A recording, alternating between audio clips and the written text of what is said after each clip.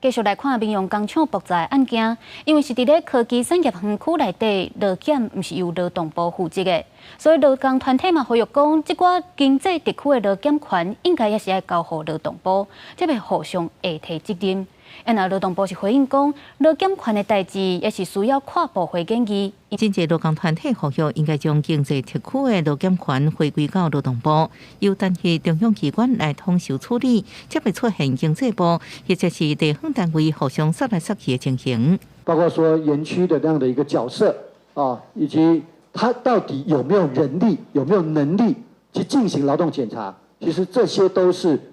应该要检讨，而且立即要改善。该解决的问题哦。整个劳动主管机关如果分散在地方权力的话，它很容易被一些其他的利害关系所影响，来去影响到它的这个公平性或者一致性。追究民用大火的责任，劳动部劳检、民用保公司6件工厂劳检拢无合格，罚差到68万。不过劳工团体认为，无为制度面来改善，同款的事故只会阁发生。因为国内科技产业园区甲科学园区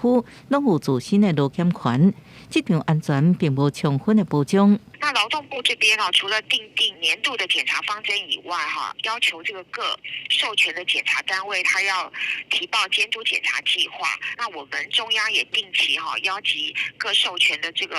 检查机构要召开这个联席汇报。劳动部强调会派人督导检查，加强监督，也回应因为劳检权牵涉范围层面真大，牵涉中央甲地方劳工行政的业务分工，甲各部会权责，爱跨部会协调研究处理。委员会也伫即阵时要求劳动部甲经济部10月17进前提出检讨评估报告。记者综合报道。